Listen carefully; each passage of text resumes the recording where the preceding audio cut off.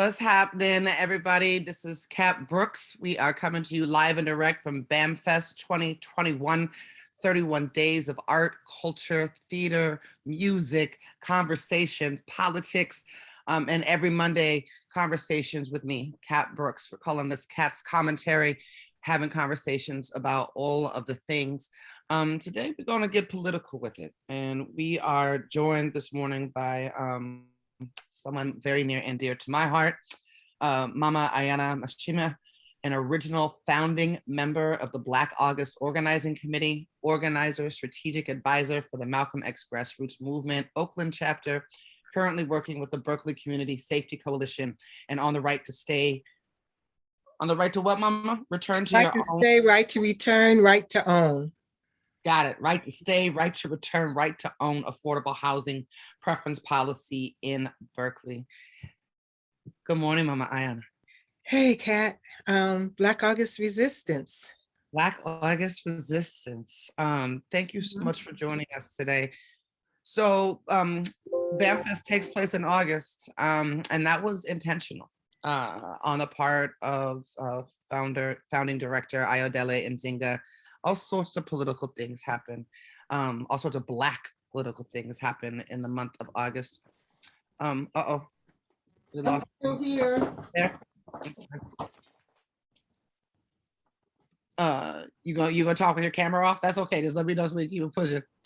I apologize. When you share space with other people, anyway, they unplugged my computer. Oh. And the battery was about to go off. It happens. It happens. That's happened to me getting ready to do the radio show. Like, oh no. But the other really important thing that's been happening longer than BAMFest that takes place in the month of August is Black August. And that's what I want to talk about with you today. Especially because, Mama Ayanna, like, as I've noticed just over the last few years, right, the commodification of Black August, or Black August celebrations that happen in the middle of the day with food, and bad food, like fried chicken food. And so I think it's important. I mean, it's important that we keep our cultures and our traditions going. And of course, we have to figure out new and different ways to reach the young folks. But tradition is tradition for a reason. So I wanted to start just with the origins of Black August. And if you could tell our listeners how Black August started. Okay, thank you, Kat. I want to say, in response to what you said, is that Black August is not a celebration. It is a commemoration that has its roots in the Black prison movement in California and comes out of from the Adjustment Center and the Max B at San Quentin, where on August 1st, 1978, Katari Galden was, 1978, Katari Galden was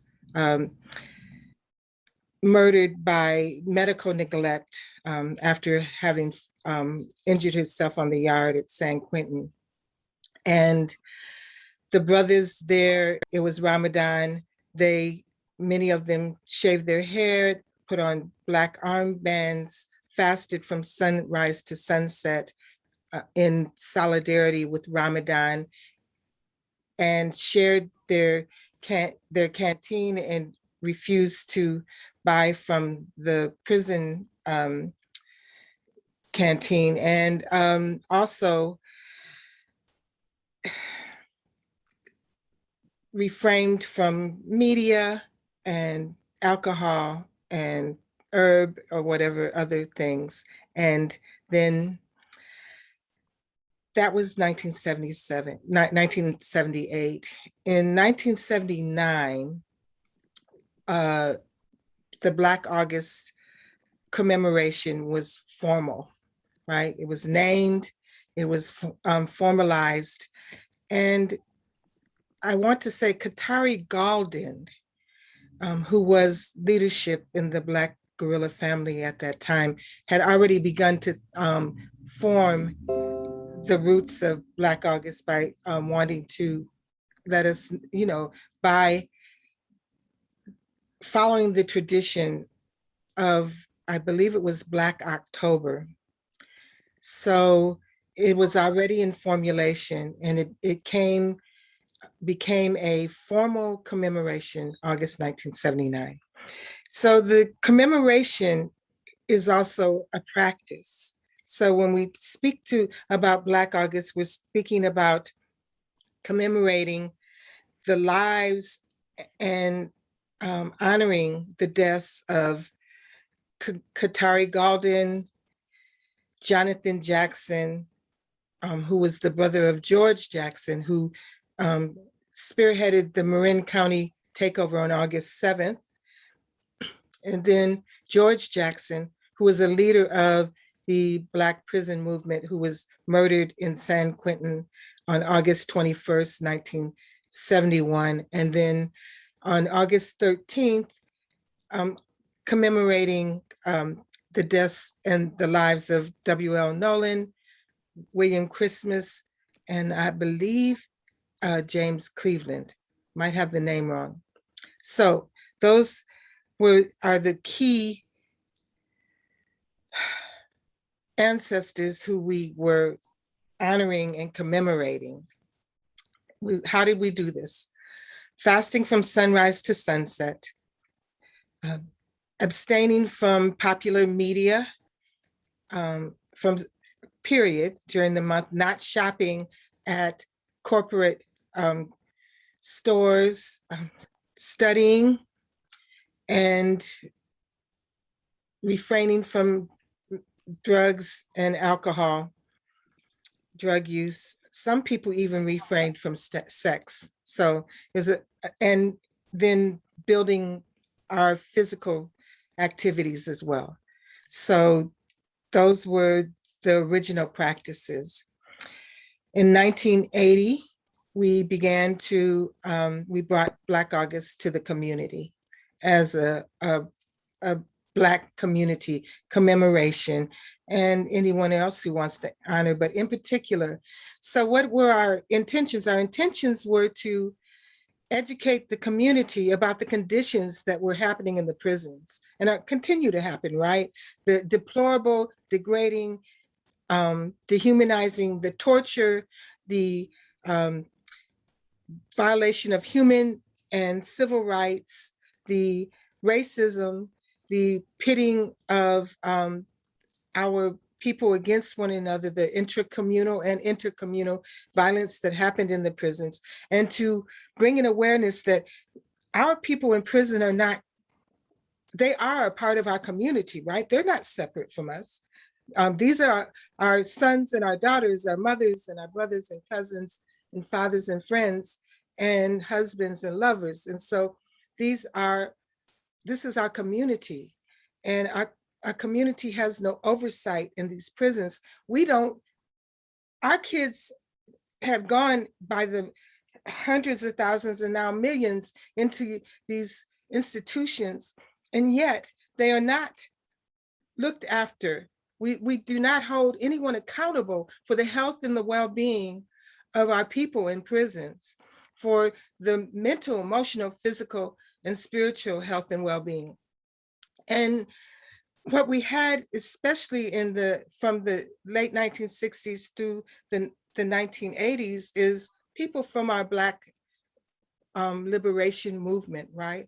And the civil rights movement and the Black Power movement that were unjustly jailed and held in these prisons.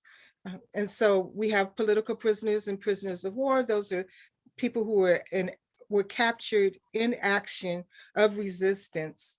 And we have our people that were underground who are not necessarily known as leaders in the movement, but became leaders within the prisons.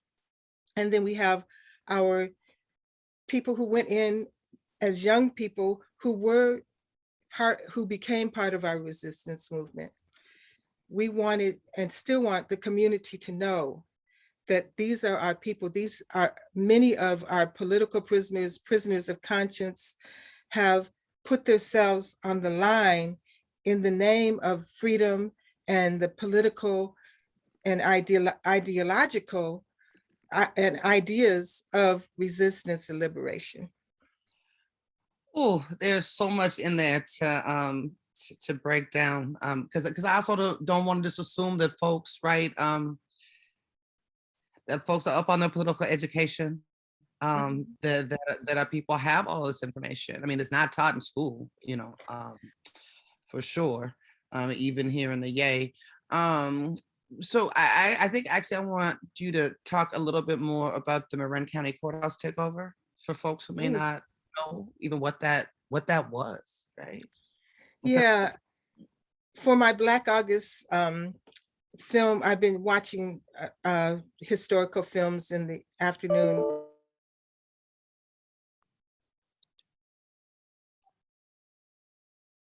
Uh-oh. Did we lose her or we lose me? Technology is not always our friend. All right. All right, Mama Ayanna, so you were Talking about, yeah, still on my thought, Kat. Okay. So I watched Free Angela Davis and Our Political Prisoners, right? And they did a really good job of covering what happened at the Marin County Courthouse. There's an even better eyewitness of that, Tony Brown's journal, if you can find it. They did something called Justice, and it was a special on the Marin County Courthouse and the murder of George Jackson. But so Jonathan Jackson was the younger brother of George Jackson, and he was 17 years old and had become politicized, and had also been working with the Free Soledad Brothers campaign. And he and Angela Davis became close. Angela became very close to George. They had a romantic relationship, and on August 7th, 1970, at the urging of an agent, I think his name was Lewis Tackwood. If you can find the Glass House journals, he talks about how Jonathan was set up to go into the Marin County Courthouse. He thought that his brother was going to be there and he was going to liberate his brother.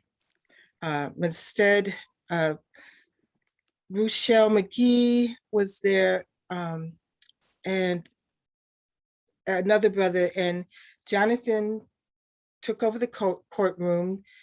It is said he rose up and said, "Gentlemen, I'm taking over now." And he had gone in with weapons. He distributed weapons to the two other prisoners, and they took hostages, a judge, court employees, and jurors, and took them out to a van. They were surrounded, and the police sacrificed some of the people, the hostages, to kill the prisoners. Rochelle McGee lived, and he is still in prison to this day, and he should not be forgotten about. I really encourage people, write Rochelle if you're writing prisoners for Black August. So, and Jonathan was killed, and that's August 7th, 1970. And we honor his courageous actions. Let me just say this: we are not in a time where we can do these things. I don't encourage our young people to take unnecessary risks with their lives, or to do, if we're going to, whatever actions we take, we need to be strategic about. And that's part of the lessons in Black August, right? Honoring the actions of our ancestors of resistance and liberation, in particular, those that have taken place in the prisons, but also in 1981, we decided to bring in an understanding of the actions of our ancestors throughout the time of that we have resisted, because there never has been a time that we haven't resisted, right? From the beginning of oppression and colonization, people of African descent and most peoples, indigenous and peoples have resisted, and resisted through strategic, often armed resistance. And we wanted to highlight that in those actions.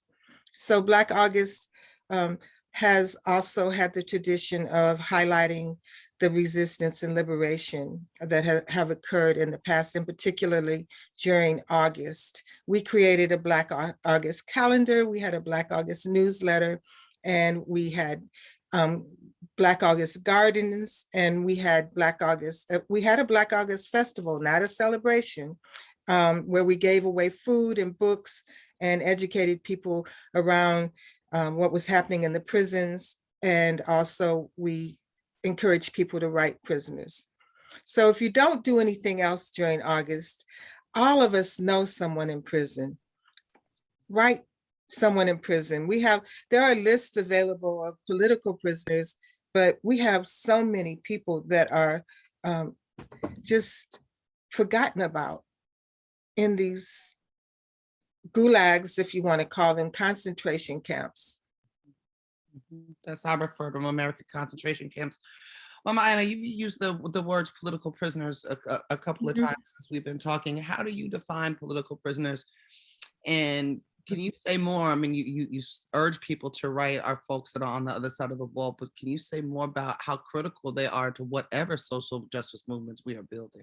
Absolutely. Now, know that Black August was not founded to just specifically focus on our political prisoners. And a political prisoner and prisoner of war is someone that was taken captured by those that they were in, they are in battle with. So we had a war on the Black liberation movement. We had a war on the Black community, and we had armed combatants or combatants who took actions against the government. The government was in a direct war on the Black community. And we had people dying, and we were often held captive. And so we had people that trained and organized in paramilitary organizations or cadres that were in direct practicing self-defense for our community. So those are our political prisoners, those people who were captured while in fighting for their political beliefs in the United States. And of course, there are many other places where we have political prisoners that have come from resistance movements, whether it be Palestine or Cuba, not Cuba. Nicaragua had political prisoners. South Africa, Nelson Mandela may be the most famous political prisoner of all.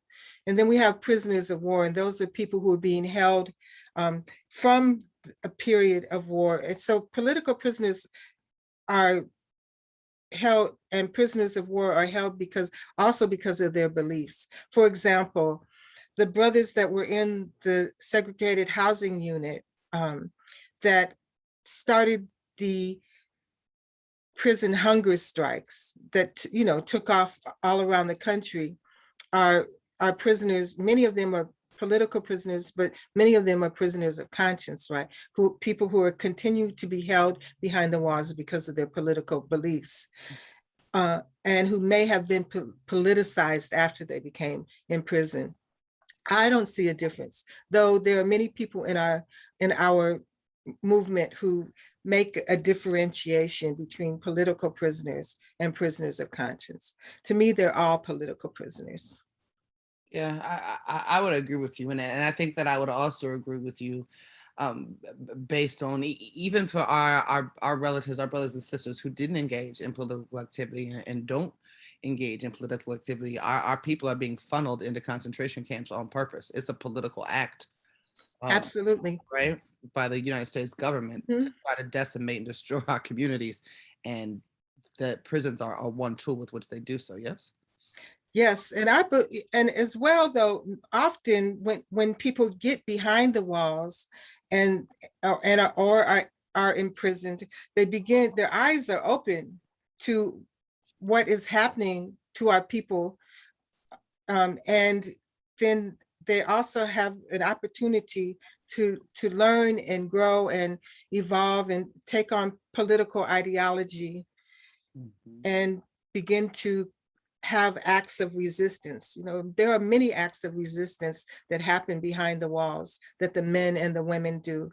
And then often these people that are in active resistance to oppression and who begin to embrace the ideals of value and values of liberation and resistance and freedom then become political prisoners. And I think when we go by the narrow definition, I know there is a United Nations definition, and we do not then allow for to recognize the actions of other people who may not have gone to jail or to prison for acts of resistance. And that would include many of the brothers who founded Black August, if we do that. And then that changes the focus and shifts the direction of who is valuable and who is important in our movement, and then takes away from the history of Black August. Ayanna, when we started this conversation, you talked about, of course, it being Black August being created on the inside. When did it move to the outside? And the why? same year that it was created on the inside, there was a small group of us that were acknowledging and practicing and teaching about Black August in 1979.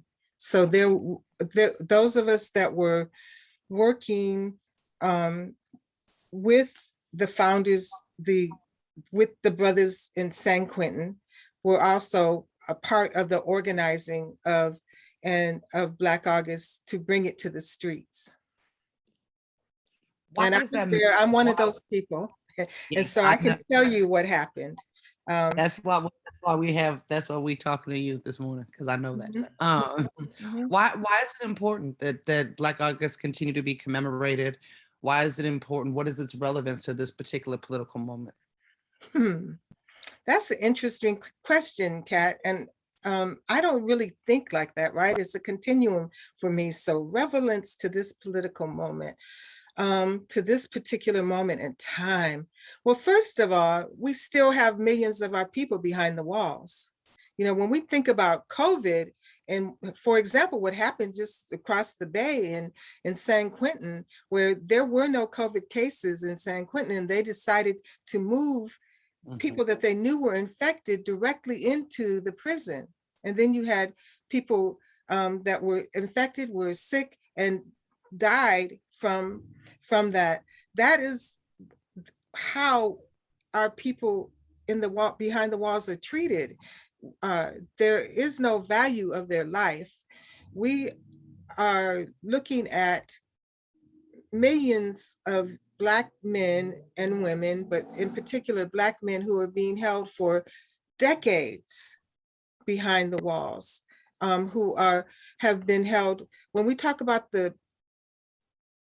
our people in prison, we're talking about if we don't begin to organize and create and educate and create an oversight for what happens to our people when they go into the court system, the jails and the prisons, we will continue a long period of neglect of a large portion of our population. And often these young people that go in there are the best and the brightest of us, which is part of the reason for commemorating Jonathan, George, Katari, W.L. Nolan, and those brothers, because they were brilliant, and they brought a lot of inspiration. We have a whole generation, 1, 2, now going into 3 generations of our people that are are growing up under mass incarceration. And so when we talk about mass incarceration, let me give you an example. There was a time, and I'm not condoning it, but we had these young crews on the streets, on the corners, right?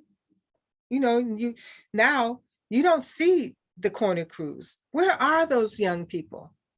You know, did they all of a sudden grow up and become businessmen? No, there was a campaign to jail. There was a war on drugs and a campaign to jail our children and our young people in huge amounts and put them in prison for long periods with no, I'll say this repeatedly, no oversight, no training, no education. And then many of them have spent 15 to 25 years behind the bars and come out, and we don't have anything in place to care for them, to support them, to let them know they're valued.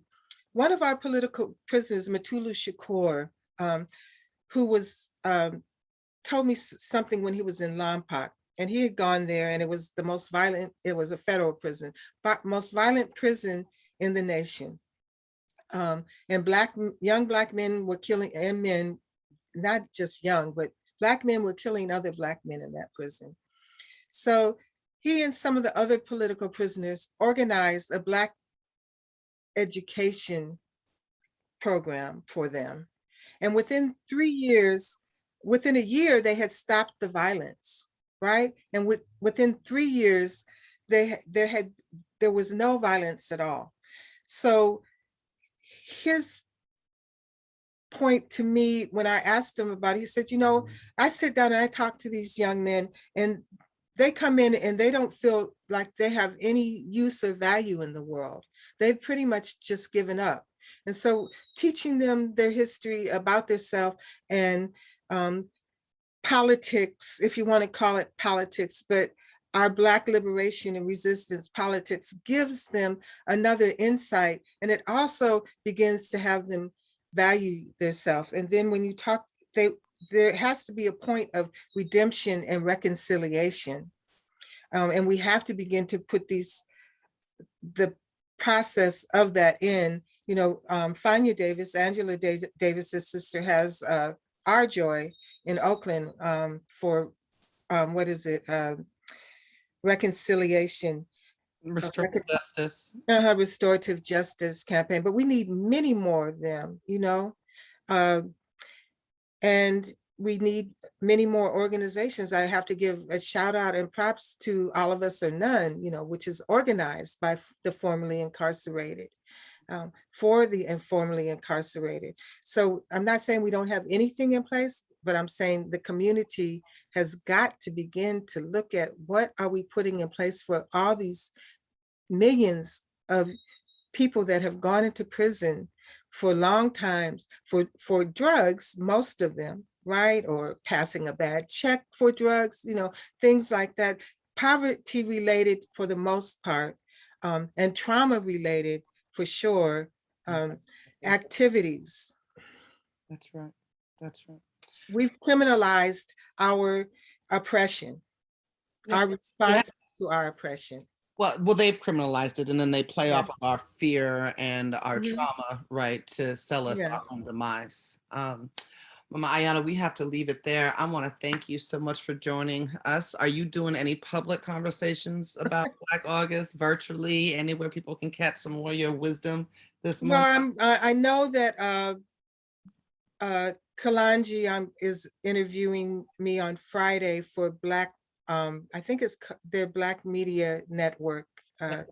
And so I'm on Facebook, and I'm available to any person of color as Mama Ayanna Mashama. My Facebook page for under Mama Ayanna Mashama is for creating a safe space where we can have conversations around institutional racism and resistance and liberation.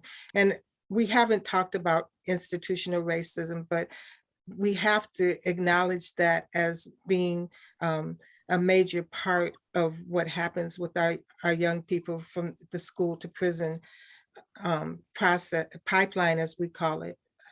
Yep, that's right. I could talk to you forever, but we can't. Tyranny of the clock. But you and I have many more conversations to have. Thank you so much for your work and how much you Thank love our you for y'all. yours. Mama Ayanna Mashama. We love I have one thing to say to people: do be courageous.